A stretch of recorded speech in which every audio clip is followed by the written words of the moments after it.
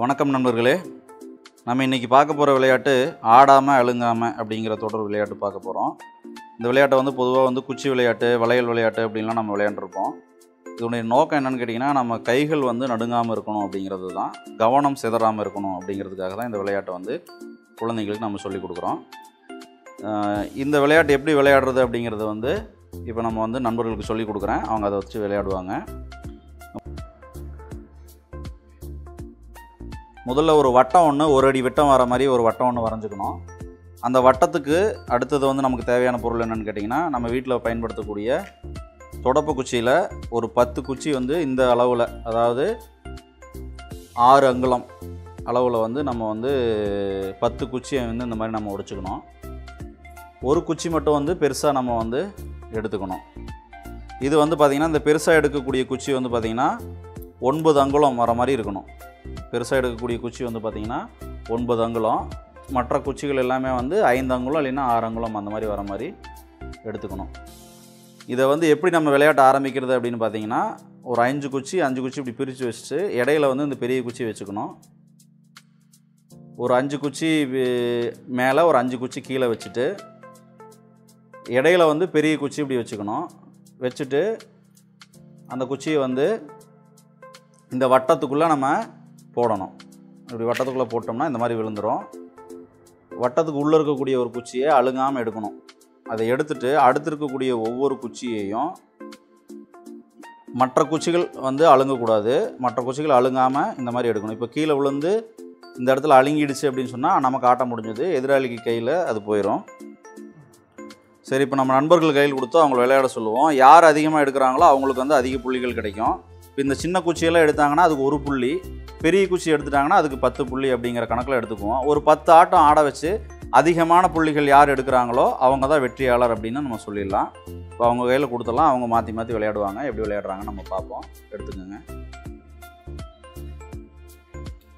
5 குச்சி மேலே 5 குச்சி கீழே வர மாதிரி வச்சு போடணும். இடையில பெரிய குச்சி வச்சுக்கணும்.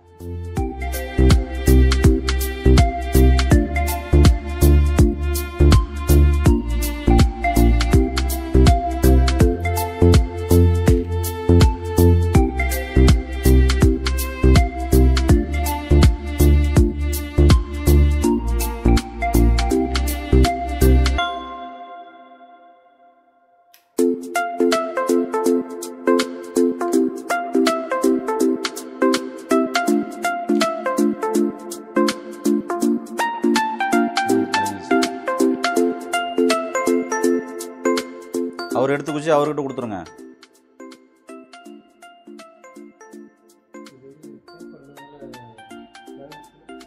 இல்லை, இது உண்மையிலே மண் தரையில் தான் போட்டு விளையாடணும். எடுக்கக்கூடாது. இல்லை பரவாயில்ல, இருக்கட்டும். எடுக்கக்கூடாது விளையாட்டில். அவர் அழுங்கிடுச்சு இல்லையா, அவர் அழுங்கிடுச்சு இல்லையா, அதுக்கப்புறம் என்னன்னா தொடர் விளையாட்டு. நீங்கள் அப்படியே தொடர்ந்து எடுக்கணும். பெரிய குச்சி நீங்கள் எடுத்தீங்கன்னா உங்களுக்கு 10 புள்ளி கிடைக்கும். சரி, இப்போ முதல்ல இருந்து நம்ம தொடங்குவோம் விளையாட்டு. இது அப்படியே இருக்கட்டும். பதிவானால் தான் இந்த மாதிரி பண்ணக்கூடாதுங்கிறது அவங்களுக்கு தெரியும், இல்லைன்னா அவங்களுக்கும் தெரியாது. அதனால் அது எப்படி இருக்கட்டும். முன்னாடி காட்டுங்க. இதில் பார்த்தீங்கன்னா மேலே 5 குச்சி கீழே 5 குச்சி வச்சுருக்கிறீங்க, இடையில பெரிய குச்சி வச்சுருக்கீங்க. இப்போ போடுங்க, வட்டத்துக்குள்ளே போடுங்க. வட்டத்துக்கு வெளியில் போனது இல்லை, எது வேணாலும் நீங்கள் எடுக்கலாம். ஆனால் எடுக்கும்போது மற்ற குச்சி அழுங்காமல் எடுக்கணும். எடுக்கலாம், வெளியில் போனதையும் எடுக்கலாம்.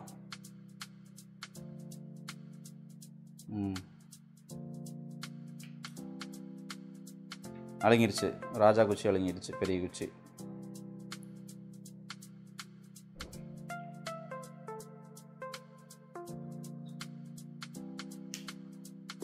இது மண்ணில் விளையாண்டா நல்லா விளையாடலாம். நம்ம பதிவு பண்ணணுங்கிறதுக்காக இப்போ நம்ம பேப்பரை கீழே போட்டு விளையாடுறோம்.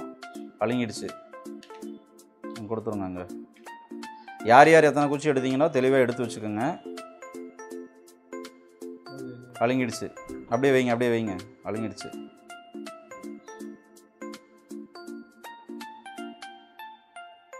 எனக்கு மறைச்சிட்டிங்க நீங்கள் கையை வச்சு. அழுங்கலையா? சந்தோஷம்.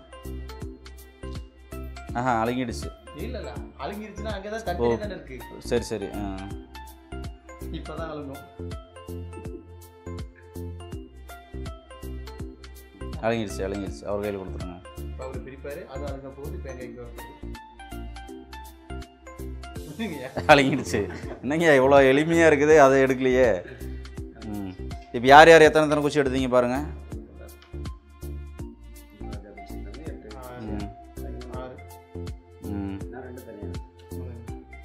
16 மொத்தம் எத்தனை புள்ளி?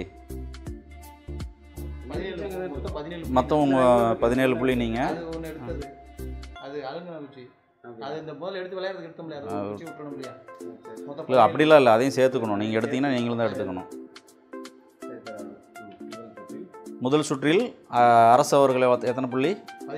17 புள்ளி. கதிரையா நீங்கள் 2 புள்ளிகள் வெற்றிகரமாக எடுத்துருக்கீங்க. ரொம்ப மகிழ்ச்சி. திரும்ப இப்போ யார் போடணும்? அரசு தான் போடணும். எப்படி? முடிச்சு வச்சவர் அவர் தானே. அப்படியா? அப்படின்னு ஒரு விதிமுறை இருக்கா என்ன? முடிச்சவங்க தான் ஆரம்பிக்கணும், அப்புறம் அழுங்கும் போது அடுத்த தொடர்ச்சியாக தான். சரி. நீங்கள் பல வருடங்களுக்கு பின்னாடி இப்படிலாம் விளையாட வைக்கிறீங்களே. அலங்கி விட்டது. பல வருடங்களுக்கு பின்னாடி விளையாட வைக்கிறீங்களா? உங்கள் பசங்களோட விளையாடணுங்கிறதுக்காக தான் விளையாட வைக்கிறோம். இங்கே உங்களை கூப்பிட்டு விளையாட வைக்கிறதுக்கான காரணம் என்னென்னா, நானே விளையாண்டு பதிவு பண்ணிக்குவேன். இருந்தாலும் உங்களை விளையாட வைக்கிறதுக்கு காரணம்னா இதை போய் வீட்டில் போய் விளையாடுவீங்க அப்படிங்கிறதுக்காக தான். ஏன்னா இதுக்கு பொருள்லாம் ஒன்றும் நீங்கள் தனியாக வாங்க வேண்டியதில்லை. வீட்டில் இருக்கக்கூடிய தொடப்பு குச்சி வச்சு உடச்சே விளையாடலாம். ஐயா அலங்கிருச்சிங்க கீழே.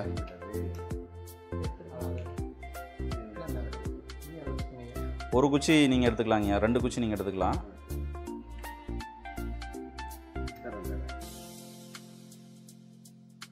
அவ்வளோதான். இல்லை என்ன எங்கேயுமே ஆடல, நகர்ந்தது சொன்னோம் இல்லையா? அலங்கிடுச்சு. குச்சி எடுத்து வைங்க.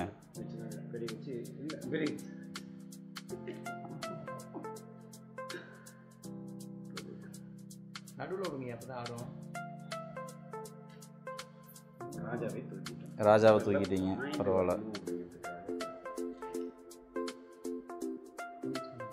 ஏதாங்க என்ன சிக்கல்னா பேப்பர் ஆடுது, அது பரவாயில்ல. முறை என்னன்னு தெரிஞ்சுக்கிட்டா சரி. ஆடிச்சுங்க, அலங்கிடுச்சு.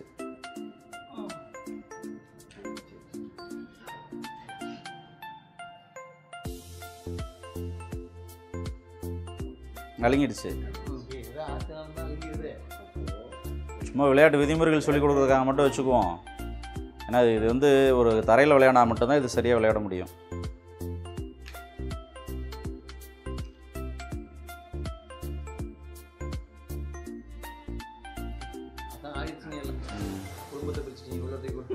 இல்லை எடுத்து அவர் அழுங்கிடுச்சுன்னா நீங்கள் எடுத்துக்கலாம். அதை அவருக்கு குச்சி அழுங்கிடுச்சுன்னா அந்த குச்சி நீங்கள் எடுத்துக்கலாம்.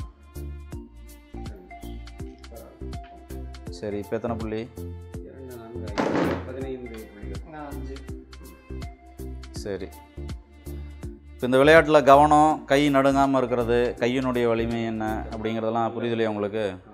இது எப்படின்னா, இது வெற்றி தோல்வி கண்டுபிடிக்கணும் அப்படின்னு நினச்சா 10 சுற்று வச்சுக்கலாம். 10 சுற்றில் அதிகமாக யார் அதிக புள்ளி எடுத்தாங்களோ அவங்க வெற்றி, யார் குறைவான புள்ளி எடுக்கிறாங்களோ அவங்களுக்கு தோல்வின்னு வச்சுக்கலாம். இல்லை வெற்றி தோல்வி வேண்டாம், பொழுதுபோக்காக விளையாடுறோம், நம்ம கவனத்துக்காகவும் நம்மளுடைய பயிற்சிக்காகவும் நம்ம இதை விளையாடுறோம் அப்படின்னா இதை நம்ம வந்து எவ்வளோ நேரம் நமக்கு நேரம் கிடைக்குதோ அவ்வளோ நேரம் நம்ம விளையாடலாம்.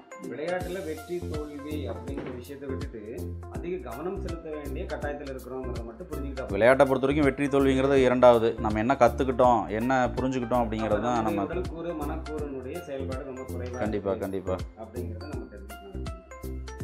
சரி, இப்போ இந்த விளையாட்டு போய் வீட்டில் போய் உங்கள் பசங்களுக்கு சொல்லிக் கொடுப்பீங்களா? கட்டாயமாக போயிட்டு எல்லாமே கட் பண்ணி குடும்பத்தோடு உட்காந்து விளையாட போகிறீங்க. உடல்நிலை எப்படி இருக்கு? கைபேசி தொலைக்காட்சியெல்லாம் எடுத்து தூரமாக வச்சுட்டு. ஏற்கனவே இல்லை. ஏற்கனவே இல்லை, நல்ல விஷயம்.